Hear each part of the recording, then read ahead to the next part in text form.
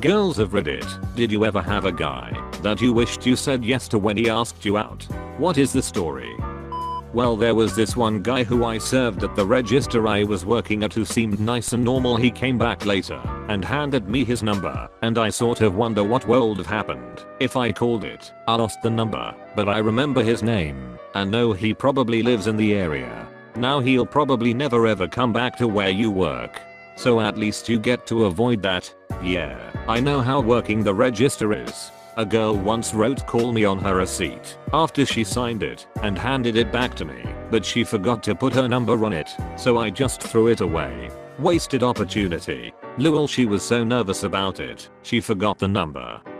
He didn't ask me out, but we were super close. It was obvious that we both liked each other until my friends and I were playing a game where you would have to say who you preferred to date more in the group of friends. It was my turn, and I jokingly said another guy. Of course he was so shocked, and it was only a few days later that I realized my dumb mistake. I was so frustrated at myself that I didn't talk to him for a long time.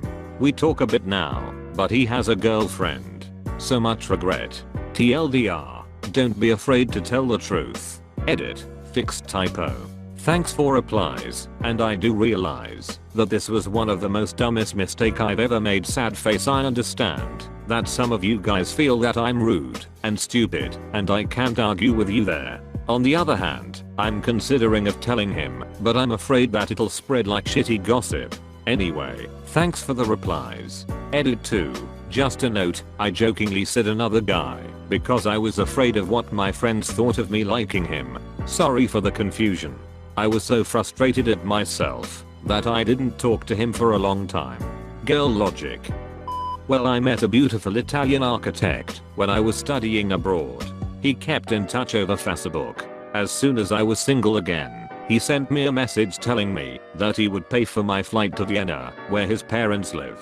Then we would move to his flat in Paris. I said no. My education was too important. He got married to a gorgeous Russian girl a couple months later. Their wedding was straight out of a fairy tale. I would make the same decision again, but damn if I don't wonder what my life would be like. He married a couple months later. A friend of mine has this cousin who I thought was top tier ducking gorgeous for years. I always told my friend how handsome I thought he was, but I never really spoke to him, and he never paid me much attention, so I figured he wasn't interested. Relatively recently he broke up with a girl he was dating and spent a while just hanging around me and hitting on me. I'm in a serious relationship, so it wasn't gonna happen, and he knew that, but all I could think was, where the duck was this a while back. Totally regret not being able to say yes after that long. In high school I had a huge crush on this guy, but he was one of the popular guys and I wasn't. But as luck would have it, we sat beside each other in Soph English and he must have thought I was pretty funny because he was laughing at my jokes. Fast forward to the end of the year, he and his GF broke up, and after class we held hands all the way to the bus stop. I was so friggin' shy that I bolted when he tried to kiss me. We didn't talk much afterwards. I regret being shy. Way back in middle/high school, kids didn't really ask kids out, but I did hear that a kid had a crush on me and my response was less than inviting. So nothing ever came of that, naturally. Fast forward 10 years later and now I find him very attractive, wishing I had been more open to his crush back then.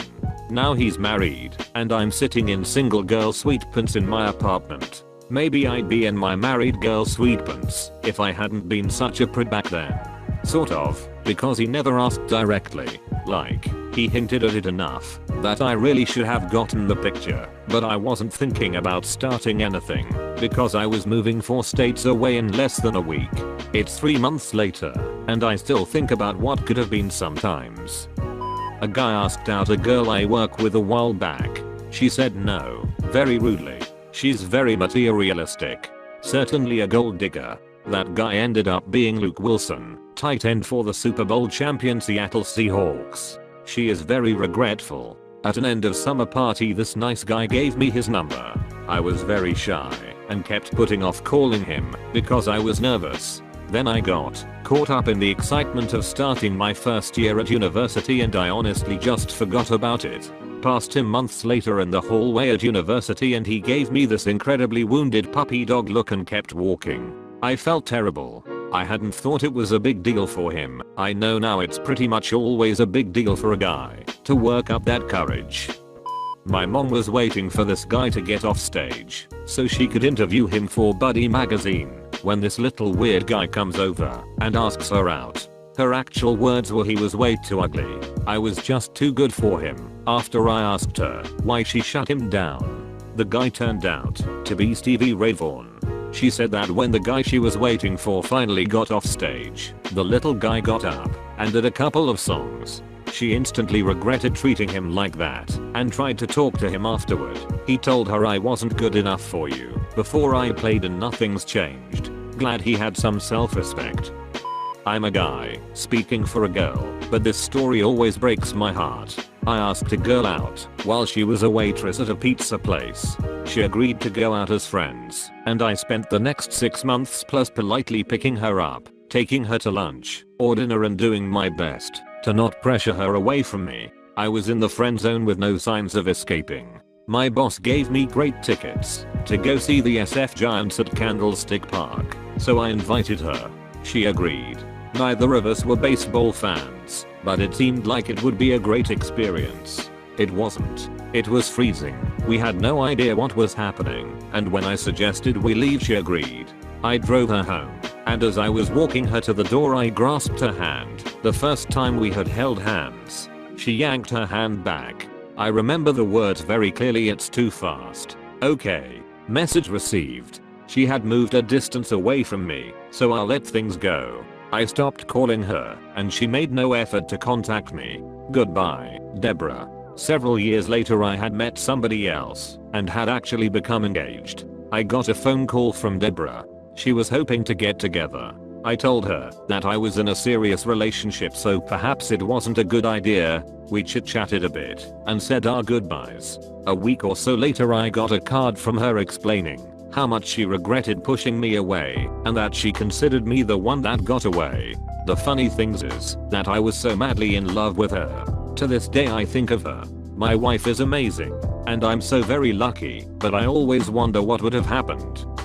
In high school I was asked to go to homecoming by this great guy. I said no because I couldn't afford a dress. I was too embarrassed to tell him or anyone else about it. He ended up going with someone else, and I always regretted not being able to go. I wish I could have said yes. This is my wife's story, but it involves me. We were high school sweethearts and shortly after we started dating she was asked to go to a school dance by Larry Fitzgerald. She turned him down noting she had a boyfriend. When she told me about it that evening she was surprised to hear my reaction, which was that she ducking blew it.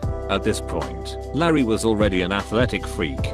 Even in the 10th or 11th grade it was clear this guy was going on to big things. As life progressed, and my wife and I started a family, Larry's career progressed, and he continued to excel. I would occasionally remark to my gal that Larry had just hit another milestone, killing it at Pitt, winning awards and so on. When the draft approached, and he was projected as a top 3 pick I again pointed out that she blew it. She would always respond with, "But I was with you," or "He was kinda weird anyway." When he was selected 3rd by the Cards I again pointed out how she blew it. She shrugged it off. A couple weeks later I walk into the kitchen, and she's holding the sports page. I ask what she's reading, and she just says, "Blew it," handed me the paper and walked away. The headline said something along the lines of Fitzgerald agrees the $60 million contact.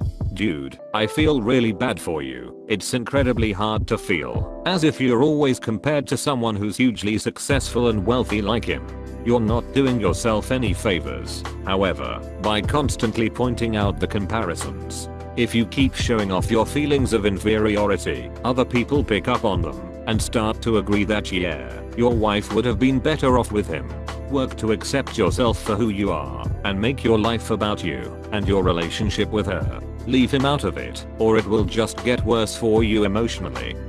My friend knows someone who rejected John Hamm at the age of 12 because he was too ugly. Life really kicked her in the teeth.